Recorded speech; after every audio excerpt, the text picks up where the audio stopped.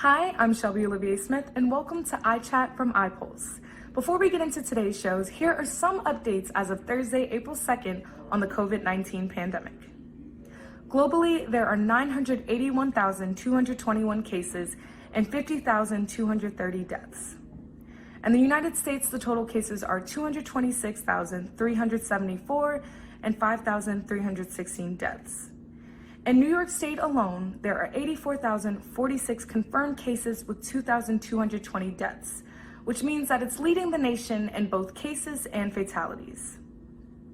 President Donald Trump is resisting calls to issue a national shutdown, leaving it up to the states, governors, and mayors to make their own calls. Due to only essential businesses being open, more than 6.6 million Americans applied for unemployment benefits just last week. We'll keep you updated on this pandemic. I'm Shelby Olivier Smith for iPulse iChat. Now to the...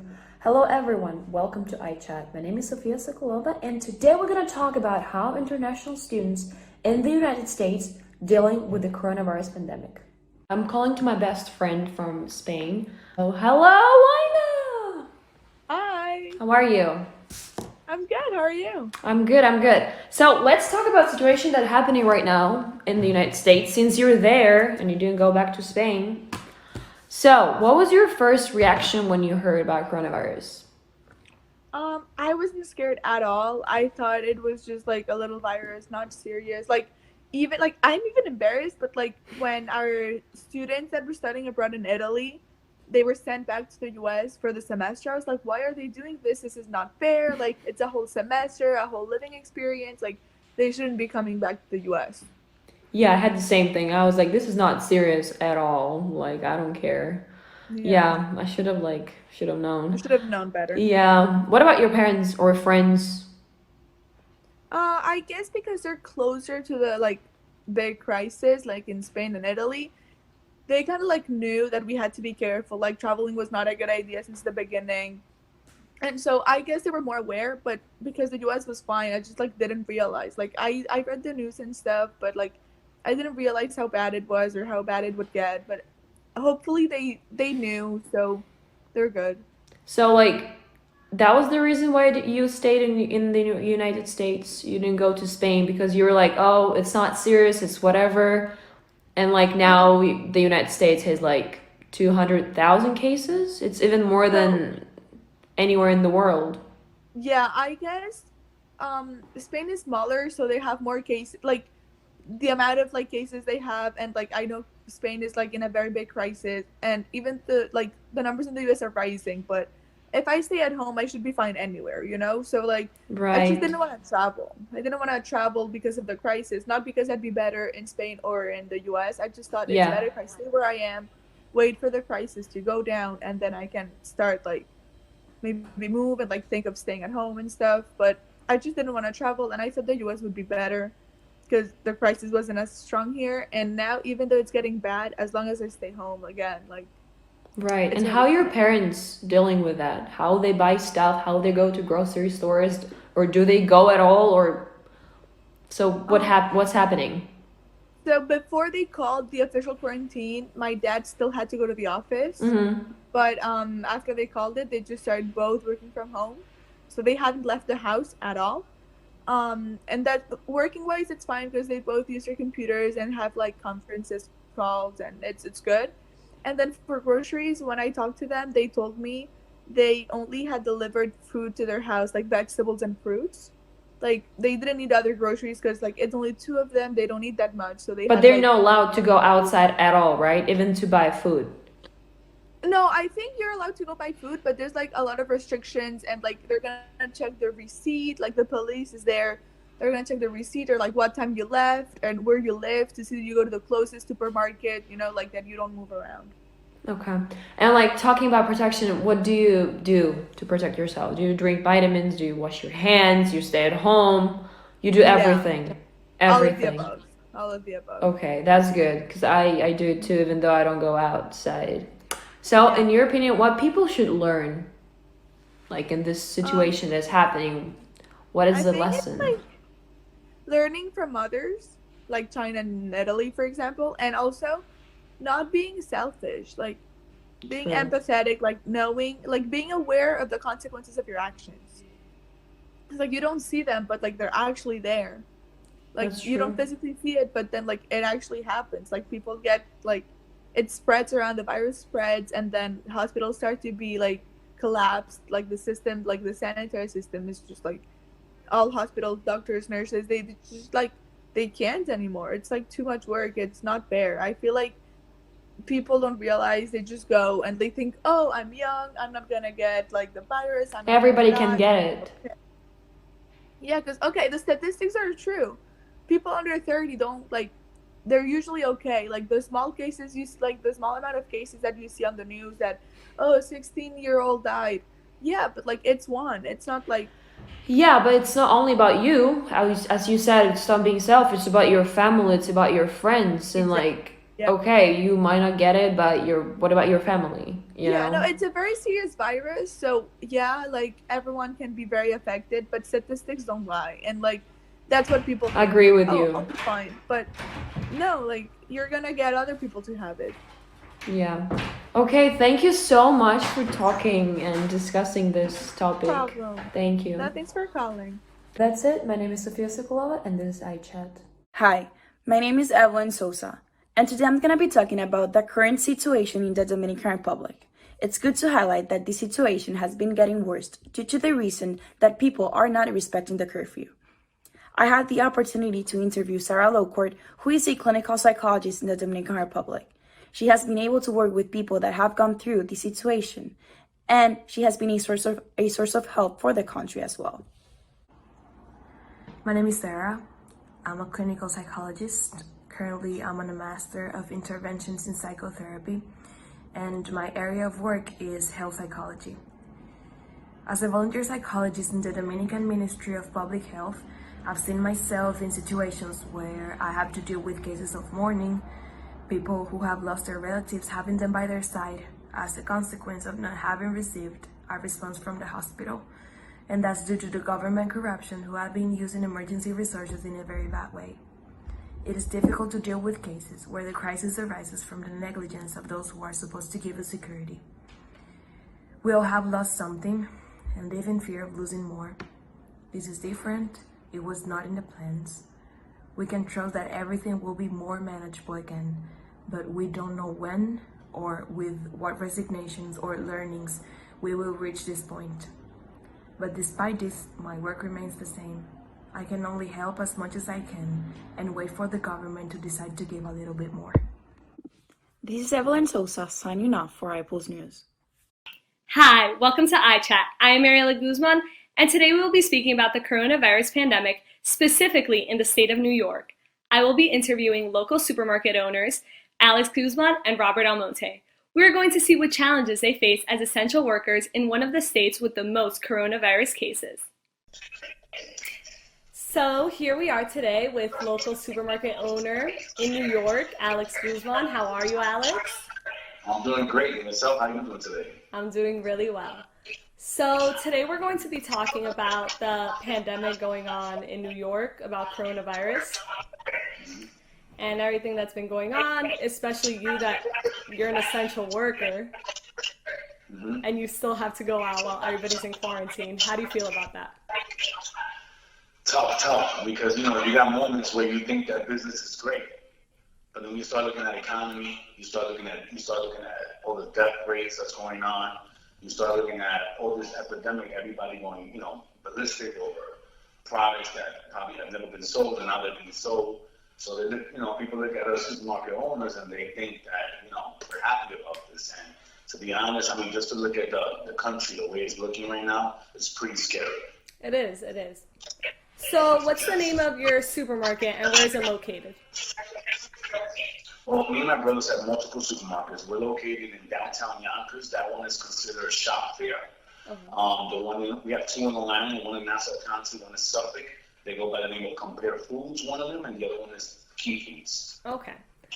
So how have things been going during the pandemic in the supermarkets? How have people been reacting? How have employees been acting? Well, for me, one thing that I can say is that I've been learning every single day.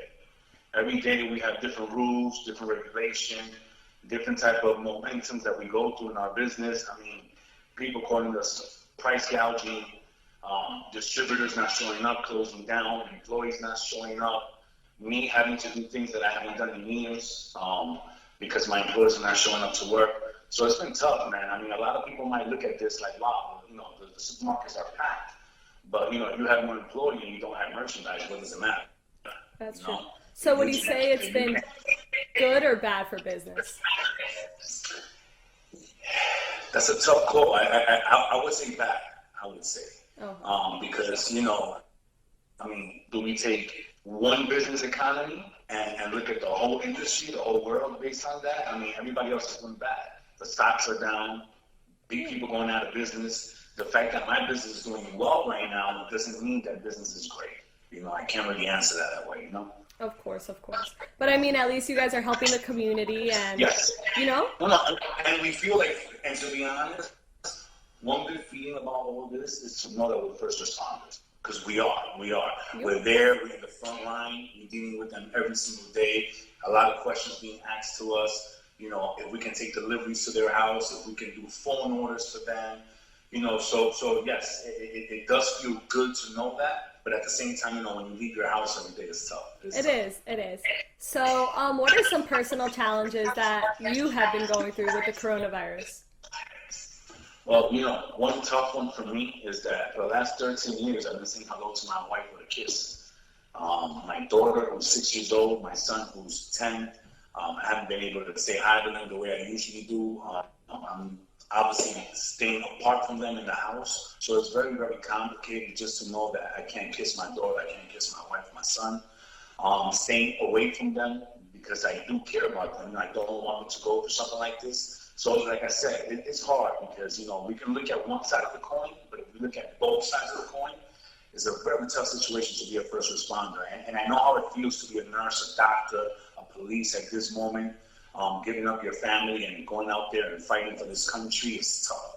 It is tough. Most definitely. But honestly, you guys are going out there every day. You guys are taking the risk, and the community's thankful. You know, you guys are the only reason that people have food on the table. So, you know, you guys that's definitely a pat on the back for you guys. And yeah, thank you for taking time out of your day for doing this and answering these questions. I really appreciate it. And I thank you for obviously interviewing me, and I hope everything goes well. Awesome, thank you.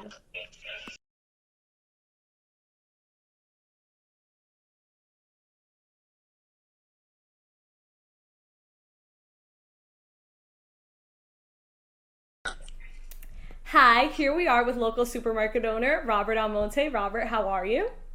I'm great, can't complain, doing fine, we're live. Nice. So we obviously know that you own local businesses in New York. What are the name of your supermarkets and where are they located? The name of the supermarkets are Food Universe. They're located in Brooklyn, and one of them in the Brownsville area community, and the other one in Remsen Village. Okay. So the one in Brooklyn, you're really in the heart of the pandemic. How is it working there? Oh, it's very, very chaotic. It's, you know, we're trying to do our best to get food to the communities. You know, we've been shortage of bread, shortage of a lot of items, but, you know, we're trying to do our best. Okay. So how have things been going in your personal life when it comes down to coronavirus? In my personal life, it's, you know, it's like basically everybody, very chaotic.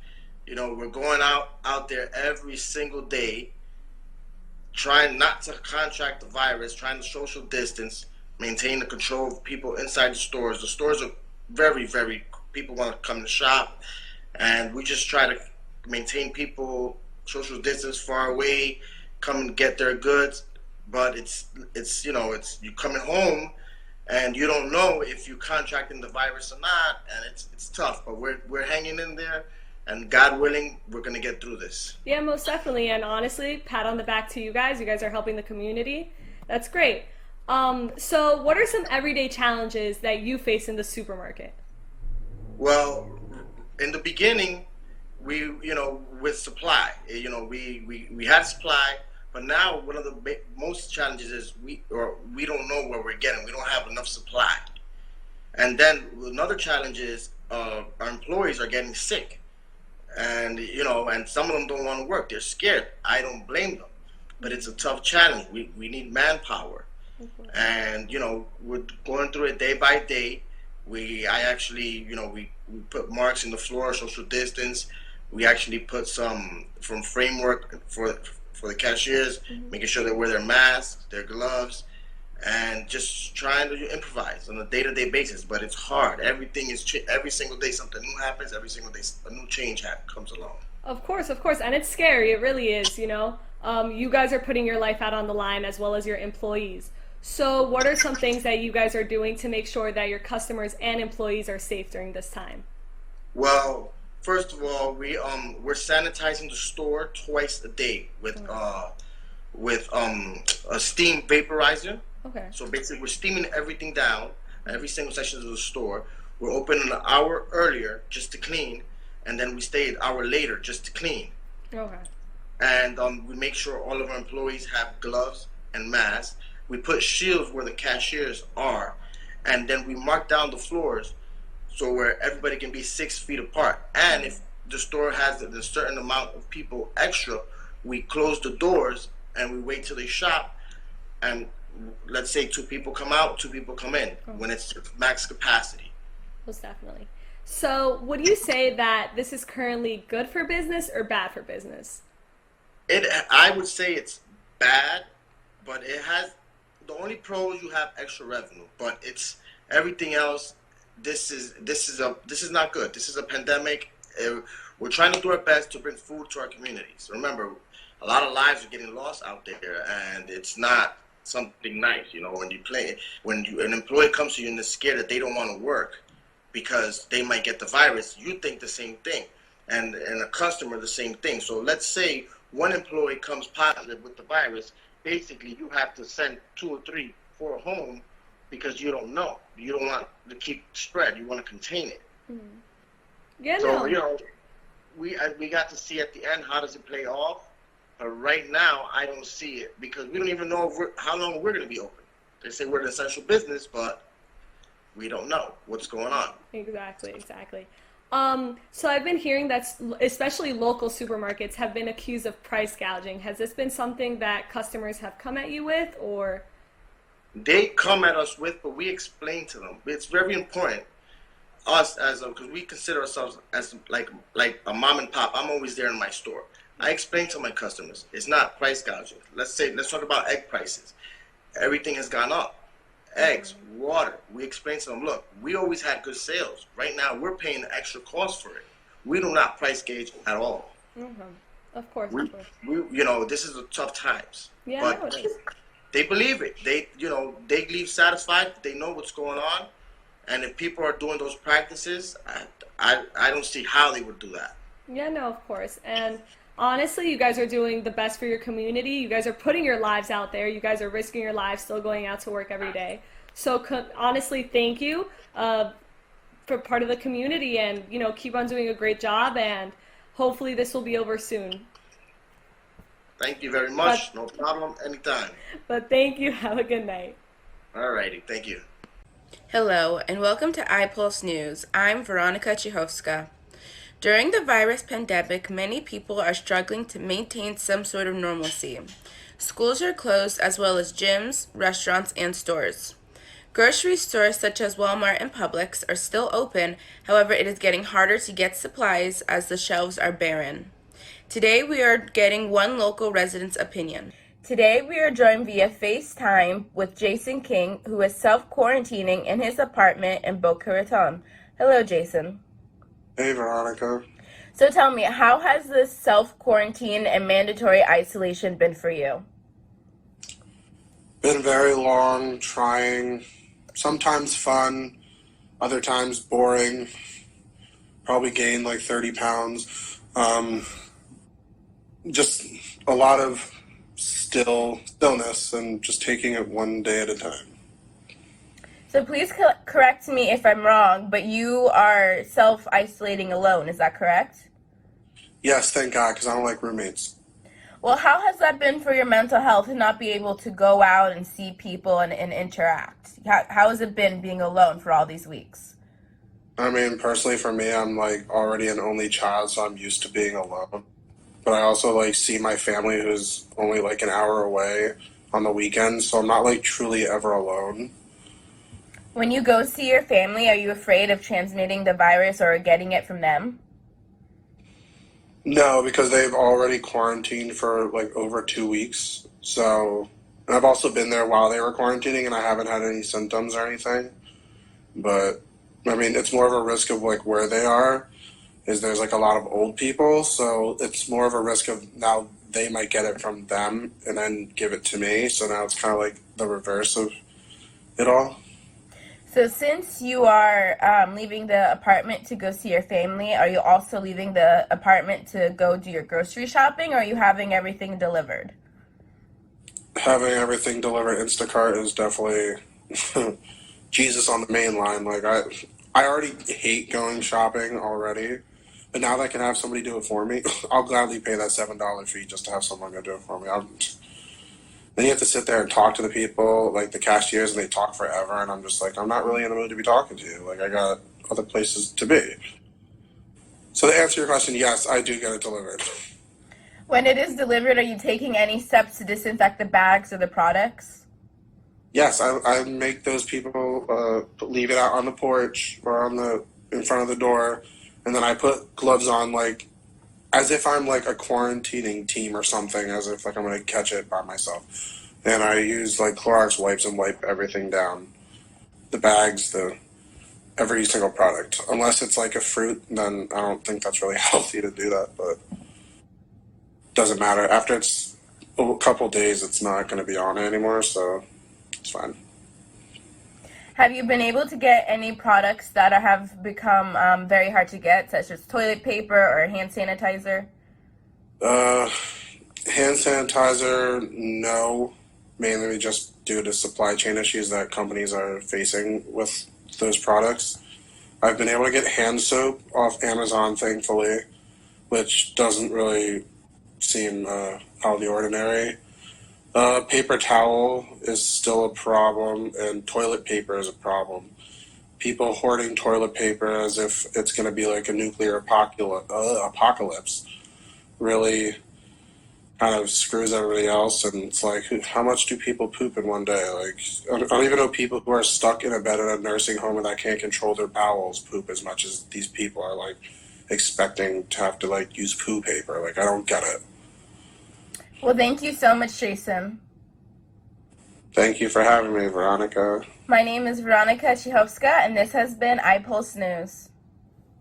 Hello, I'm Olivia Doles, and today I will be speaking with Hannah Fitzgerald, a college student who recently dedicated her performance of hockey to her mother, Beth Fitzgerald, who had passed away from an unexpected heart attack. Hello. Hello. How are you today? I'm great. How are you? I'm good. Thanks for joining me today. Of course. So I hear that you went to Anna Maria College where you played hockey. I did. So when did your love for hockey start? So my love for hockey started when I was about 12 years old. When I was really young, I did play hockey, but I stopped and I actually danced a little bit and I played basketball. Mm-hmm. But hockey was definitely a big thing in my house. It definitely started from my dad's passion. But when I was 10 years old, my mom passed away. Mm-hmm. And my dad thought it was the best way for me to try and get involved again with the community and just to be active. So we bonded over that, and I played ever since then. But I'm not playing anymore, but I definitely think that passion brought me to many doors and opportunities, and it'll always be a part of my life, no matter what. Yeah. So can you tell us more about your relationship with your mom? Like growing up and stuff? Yes. So my relationship with my mom was definitely the best relationship a child could have with their parent. She was my best friend and I was hers. Mm-hmm. And I definitely think that her passing away has made me in life to want to just be like her and act like her, because she was just such an amazing woman and she's definitely missed by everybody. Mm-hmm. So you said that your mom or the hockey tournament was part of the Heart Association. So could you tell us more about the Heart Association, please? Yes. So the American Heart Association is to spread awareness for cardiovascular disease, which is America's #1 reasoning to death. And the tournament was in February because February is National Heart Awareness Month. And so it was a perfect time to do a tournament for that association. Cool. So during the tournament, how would you describe the last 30 minutes of it? 30 seconds of it. The last 30 seconds were definitely, wow, it was definitely fast. Throughout the whole tournament, it was my team's goal to win the tournament because not only we were hosting it, but we wanted to win for the great cause. The whole entire tournament and the last 30 seconds were important because there was never a time where we didn't stop playing hard, or we didn't lose any determination or enthusiasm for each other. Yeah. So those last 30 seconds were definitely important because it was, you have to fight to the end. So, and that's what we did. So, that's good. I'm proud of you. And we ended up winning, so it was definitely a successful tournament. That's good. So how did it feel playing in honor of your mom? It was definitely an overwhelming feeling. I think it's our duty in life. If something happens to you, it's all on how you react to it. And that was definitely an opportunity for me to do something in honor of her. And that's what I did. I played in honor of her and anybody else that cardiovascular disease affected. So it was definitely an honor and a privilege, and it's definitely something that I will always remember, and something that I want to do in the future is to give back to the association. Yeah. So overall, this whole experience in the hockey tournament, how do you think it shaped you into the person you are today? So how I think it shaped me is it gave me an eye-opening opportunity to want to do something like that to further more in my future, to get involved with the American Heart Association, and to spread awareness. And like I said, I think things happen to you and it's up to you on how you react to them. So I think it's my personal duty in life to be involved with the association in my future. Yeah. Well, I'm pretty sure your mom's very proud of you. Thank you. And I appreciate you coming and talking to me. Of course. I am Olivia Doles. Hello, I'm Marissa McGrady with iPulse Chat. In today's interview, which will be taking place virtually, I will be interviewing my mother, Jennifer McGrady, because she has been uniquely impacted by the COVID-19 outbreak and spread. Jennifer was supposed to work as a Foreign Service representative with the State Department. However, the incoming class of Foreign Service representatives was postponed indefinitely, leaving these people without pay and without health insurance in some cases. Going now to the interview with my mom. Blackout date where the moving company was coming to get what was left of what I wanted to move from the house was set for Friday morning, March 20th. And then the realtor was coming after the house was empty to help me, list it, get it on the market, and then after I left, the house would go up for sale, and that was the plan. Okay. And as that date approached, so did the pandemic. Right. I was aware. I tried not to frighten you or your brother, but I was very much aware of what was coming down the pike, and said things to your aunt and uncle about, this may not happen. This is going to go very, very differently.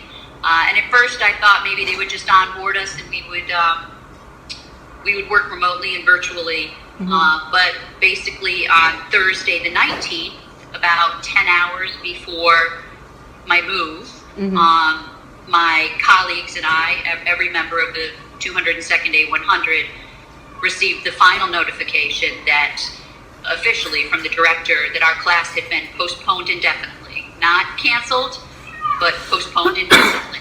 And that all travel orders were suspended. So, the next morning And just to be clear, that indefinite postponement and the travel orders being suspended, that means no salary, no government housing, no health care plans. They really left you guys out to dry, huh? Yes, not intentionally, but when you leave one job to go to another, you want to give them at least 2 weeks notice as a courtesy, but you also need to leave yourself enough time to do things like empty your house, move your child to somebody else's house. Mike has been moved 2 times now. I know, poor Mike. And now he's been moved down to his uncle's house in Atlanta. I'm still sitting here in a house. I was blessed because I had not yet had the Salvation Army pick up the refrigerator and the washing machine and the dryer. So I still had them. I thought those were gone. But everything else, we took the beds, the mattresses to the dump. I kept one twin-size mattress so that I would have that to sleep on, and I was going to take that to the dump after the pack out. If I didn't have that, I wouldn't really have anything to sleep on. So, everything we owned is piled up in the living room where the pack out was coming. And the travel orders are canceled, so the housing in DC is canceled. I had given my resignation and worked 2 weeks, but I had stepped down and calculated everything so that I would be, able to start. My start date for the State Department would have been March 30th, which meant that then my insurance would have begun on April 1st. So would never be without medical insurance for my children or myself. And, that's always a critical thing. You always want to make sure you have that. And then the salary. And so as it has played out, I went from being extremely careful and calculating in every step of the way, and through no faults of my own, now I have no income. I'm sitting in a house that's mostly empty, and our insurance will end at the end of the month. But, some of my colleagues, their pack out already came.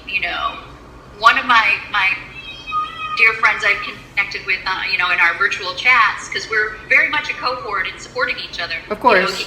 He found out, not while he was sitting in his living room waiting for his move out the next day. He found out a few hours later because he was driving. And so he stopped for the night at 9 o'clock. He was somewhere in, the Midwest. He started driving from the West Coast in a minivan with his wife and 4 kids.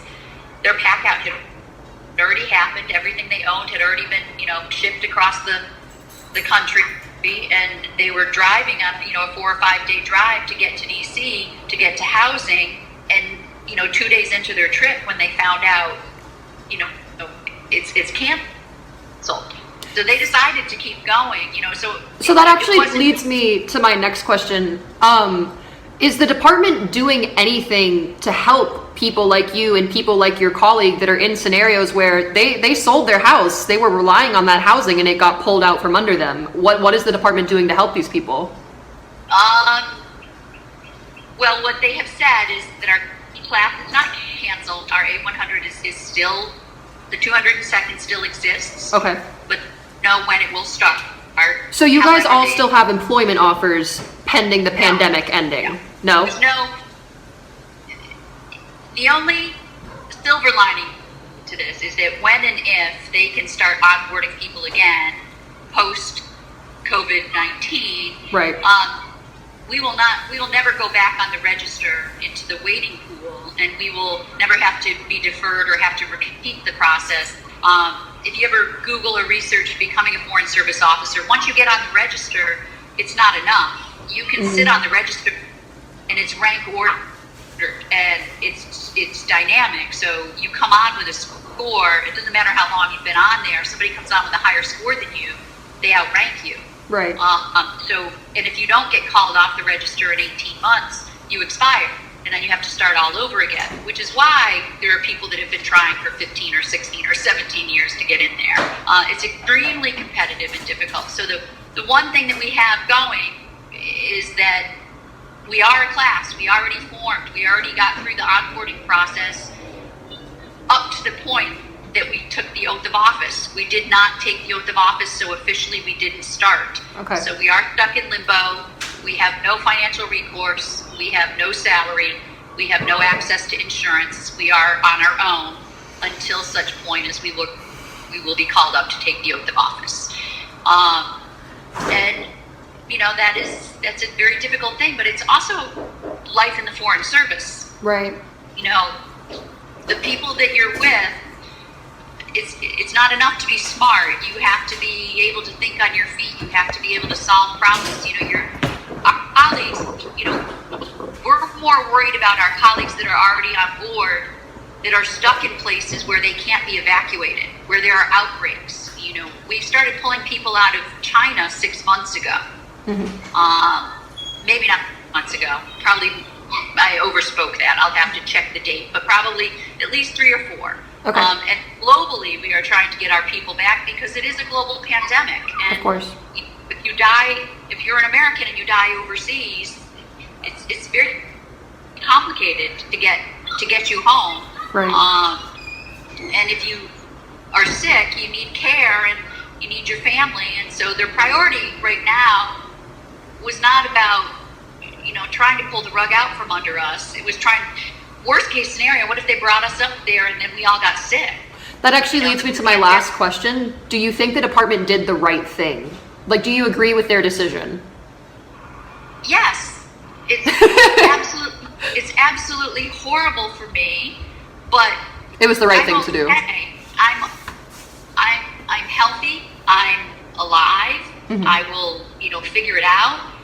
What if we went to DC and we all got sick? What if I got sick in the 3 days before I onboarded and I got up there and I ended up in a hospital and my insurance hadn't kicked in? Now I will purchase insurance or activate COBRA or whatever I will need to do, and I will figure out the hardships financially as best as I can. But all of the normal rules go out when you're dealing with a pandemic. I hope you enjoyed learning a little bit more about how my family has been impacted by the COVID-19 outbreak and spread. And I'm Marissa McGrady, and this has been iPulse Chat.